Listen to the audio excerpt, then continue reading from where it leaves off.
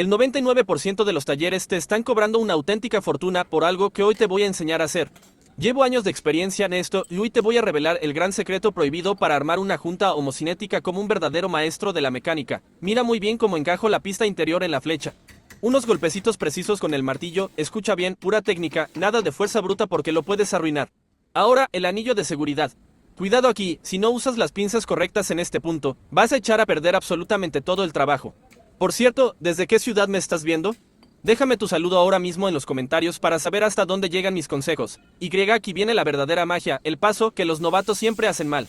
Observa la aplicación de la grasa. Hay que ser extremadamente generosos y usar la técnica correcta. Mi método secreto, el que me ha evitado garantías por años, es incrustar los balines de acero uno por uno, empapándolos perfectamente en esta grasa para que la fricción sea cero absoluto.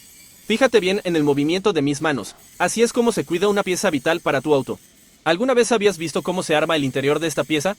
Comenta yo aquí abajo si es tu primera vez viendo este proceso, pero espera, que no hemos terminado y ahora viene el toque maestro. Le inyectamos grasa oscura especial de homocinética directamente para garantizar una lubricación extrema ante las altas temperaturas.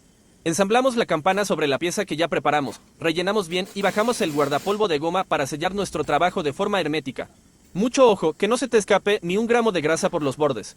Si te está volando la cabeza este nivel de detalle, dale al corazoncito, guarda el video para cuando lo necesites y compártelo con ese amigo que siempre trae el auto sonando, para coronar esta obra de arte y que el trabajo te dure una eternidad.